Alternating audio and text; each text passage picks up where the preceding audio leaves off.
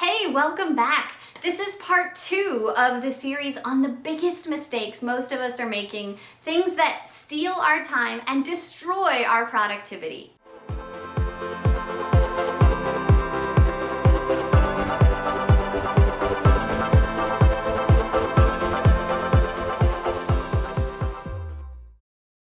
I'm Amber with Solutions for Simplicity, and if you haven't already, be sure and check out the first part of this series. I'll link it for you up above and put it in the description below. If you're new to this channel, don't forget to subscribe down below, ring that bell so you get notified every time I make a new video, and I can't wait to have you along. Let's jump right in.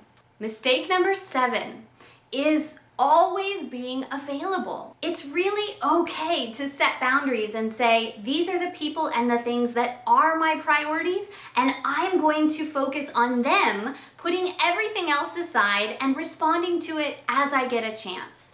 The biggest danger is to let the latest pop-up message or email or person coming into our office derail our plan. We have to be so protective of our time because, as you know, no one's going to take your time as seriously as you do.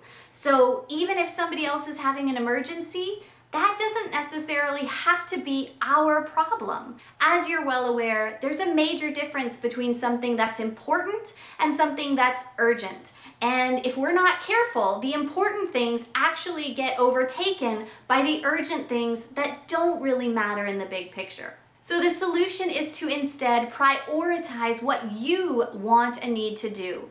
Obviously, if we've got family or if there are other really important considerations that affect our circumstances, we do need those kinds of people to be able to get a hold of us.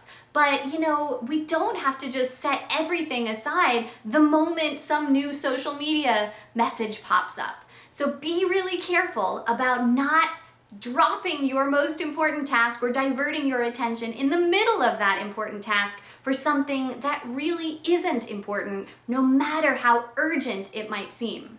Mistake number 8 is one that is probably going to rub a lot of people the wrong way. And this is one that is really, really a difficult habit to break.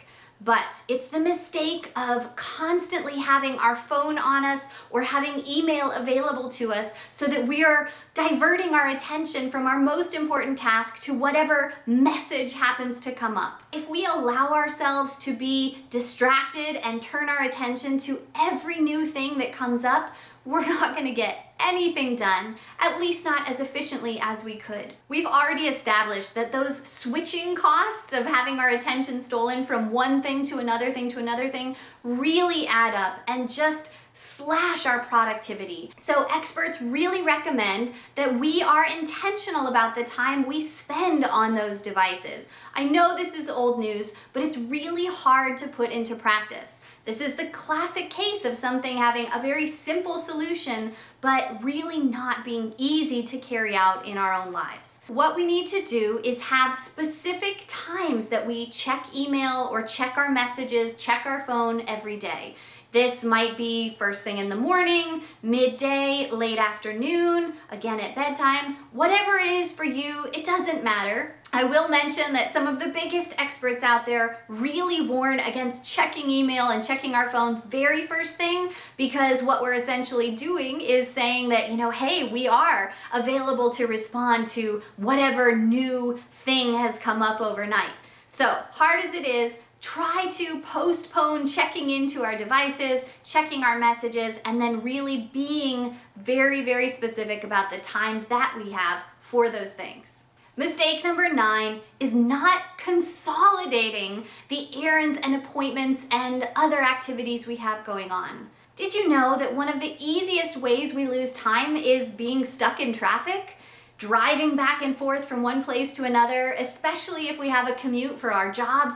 It's so easy to lose very precious time driving instead of actually doing something productive. The easy answer is to try and set aside a morning, an afternoon, maybe even a whole day, but one time of the week where we do all of those outings at once. If we can consolidate them and make sure that we are running all our errands in the same proximity at the same time, you'll get so much time back into your week. Mistake number 10 is huge. that is the one of not having a realistic plan that accounts for everyday life. Now, you're gonna hear me talk a lot on this channel, if you haven't already, about how important I think it is to have a plan, but a plan that doesn't keep in perspective that new things come up and we have emergencies from time to time isn't a plan that's going to work. If we don't anticipate life, then our plan is inherently going to get derailed and our best intentions are going to be lost and we won't actually get done what we need to do. So what we have to do instead is be very aware of the things that could come up and derail us. We have to actually build in mental health days or days where we think that, we might not be on our top game, days where there might be something that gets in the way. I've got a whole special resource devoted to this. I call it my ultimate guide to planning so that things always go according to plan. I'll put a link in the description below. You can find it on my website as well if you're interested. Mistake number 11 is one that follows from the previous mistake. That is that we have to be really careful not to let planning take over too much time. I am so guilty of this, but it's really easy to think A, that we need a new plan because somehow our old plan doesn't seem like it's working, or B, to use planning as its own form of procrastination. Before I learned how to plan effectively, I would find that something had thrown my old plan off, and rather than just sit down to do the work I knew I needed to do, I was wasting time revising my plan, scratching the old one, coming up with a new one, and not doing what I should have just been doing in the first place. The truth is that it's good to plan. We still need to have set boundaries, set a timer, only give yourself a certain amount of time to plan, and then the rest of the time, just do the work. Don't let planning interfere with actually being productive. Mistake number 12 is not taking breaks. So often we might actually find that we get in the groove of something. We reach that flow state where we lose track of time because things are going well and we are producing. But did you know that we're actually working against ourselves in the grand scheme of things? Because chances are if we work too much, too hard on one thing, we're gonna get burnt out and then we'll have no motivation to come back to it the next time. So it's really counterintuitive, but the solution is actually to break things up and set very small goals, really easy increments. Hit those small goals, give your brain that dopamine hit of having crossed the finish line, reached that milestone. Even if you still have energy to give at that point, get up, move around, do something else, and then think about either setting it aside for the next day, or if you're really compelled to do so, coming back and sitting down to work on it some more after having taken a real break and giving yourself a chance to refresh. All right, I have a final bonus mistake for you here, and this is one that is hard to avoid, so we need to be really conscious of it, but that is the mistake of being faced with too many choices. Behavioral economics has focused on this for a while now, but we actually face analysis paralysis. When we're confronted with too many choices, we don't know what the right choice is. And so the temptation is that we need to research everything to a great extent before we make any decision whatsoever.